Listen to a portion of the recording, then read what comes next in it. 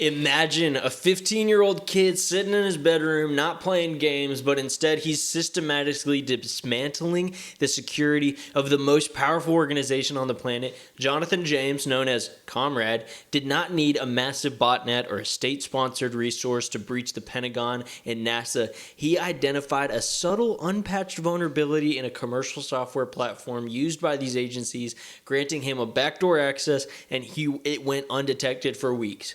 From his small home network, he successfully intercepted thousands of internal emails, passwords, and sensitive technical data, including proprietary software controlling International Space Station's life support systems.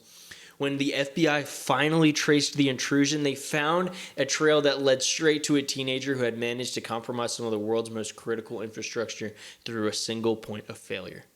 This story is the ultimate example of why even the most sophisticated perimeter defenses crumble if underlying vulnerabilities remain unpatched or unmonitored. It underscores that malicious activity isn't always about brute force. Sometimes it's about a single well-researched exploit finding its way through the cracks. Understanding these threats, malware, password attacks, and cryptographic security vulnerabilities is essential for passing your test, so lock in, we're going to get into it. Malware or malicious software remains a primary tool for adversaries seeking to compromise a system's integrity, confidentiality, and availability. Ransomware encrypts a user's data and demands payment for it for the decryption key. Modern ransomware often includes double extortion, where data is exfiltrated before encryption. It threatens for public release if it's not released, or if the payment is not received. This technique pressures organizations to pay even if a reliable backup exists. Trojans disguise malicious code within a seeming legitimate software.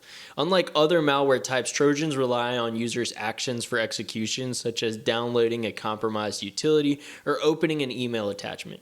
Once executed, a Trojan performs unauthorized actions in the background while the user remains unaware. Common payloads include backdoors, which allow remote access to compromised systems. Worms are self-replicating programs that spread across networks without human intervention. Worms exploit vulnerability in network protocols or operating systems to propagate rapidly. This rapid propagation consumes network bandwidth and compromises the systems on a massive scale.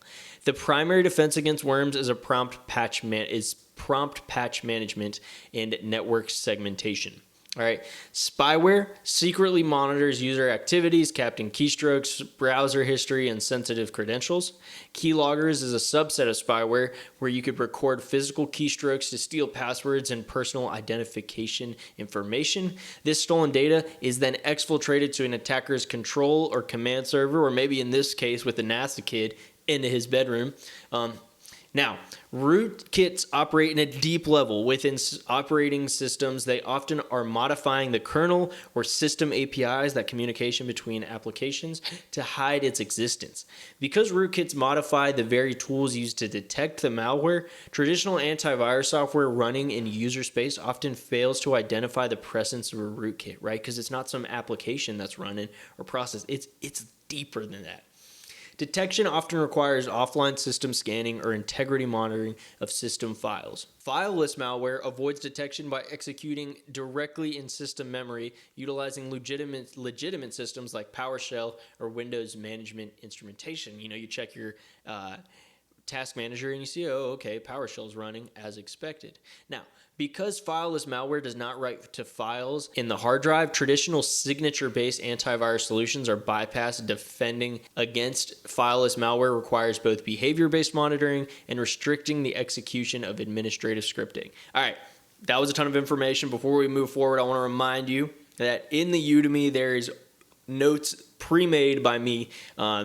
Yes, it's behind a paywall. You're supporting me. But if you don't want to pay, dude, take this video, throw it in ChatGPT, and that's cool too, but my notes are better, I promise. Password attacks target authentication mechanisms to gain unauthorized access to accounts. A brute force attack systematically tries every possible combination of characters until the password is correct and found. While effective against short passwords, brute force attacks require significant time and computational resources for complex passwords. Offline brute force attacks occur when an attacker obtains a database of password hashes and attempts to crack the hashes locally without network limitations. If you want to see an example of that, check this playlist. There's a lab where we go and do that on Try Hack Me. A dictionary attack is used a predefined list of words, common passwords, and previously leaked credentials. This method is much faster than brute force attacks because the method relies on the tendency of users to choose common words and phrases. Password spraying is a variation of brute force attack designed to bypass account lockout policies. Instead of attempting many passwords against a single account, the attacker attempts one common password against many different accounts. This technique avoids triggering lockouts, which typically occur after a set number of failed attempts on a single account. Implementing multi-factor authentication is the most effective defense against password attacks. Additionally, enforcing strong password complexity, utilizing account lockout thresholds for single account attacks, and monitoring for anomalies and login patterns mitigate these risks. Cryptographic attacks target the mathematical algorithms and protocols used to secure data in transit and at rest. A collision attack occurs when an attacker finds two different inputs that produce the exact same cryptographic hash output.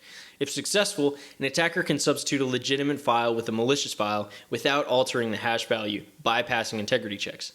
Modern hashing algorithms like SHA-256 are designed to resist collision attacks. A downgrade attack forces a system to abandon a secure connection in favor of an older, vulnerable version. Once the connection is downgraded, the attacker exploits known vulnerabilities in the older protocol to decrypt and modify data. For example, forcing a web browser to use SSL 3.0 instead of TLS 1.3. SSL is older than TLS, all right? Disabling legacy products on servers prevents downgrade attacks. A replay attack involves intercepting valid network communication and retransmitting those communications at a later time. This allows the attacker to impersonate a legitimate user or authorize unauthorized transactions without knowing the actual credentials. Using session tokens with short expiration times, implementing sequence numbers, and utilizing timestamp challenges mitigate replay attacks. The birthday attack exploits the mathematics behind the birthday paradox. Okay, so the birthday paradox is the idea that in a group of just 23 people, the probability of finding two people that have the same birthday exceeds 50%. And how does this relate to cybersecurity? Finding a collision of cryptographic hash functions that share the same hash is similar. So versus trying to find a predetermined hash to match this new hash, it's more likely that you find two with the same, okay? So while that's complicated, spend some time with the concept. Remember, hash is like a fingerprint for a file, so it sounds more complicated than it is.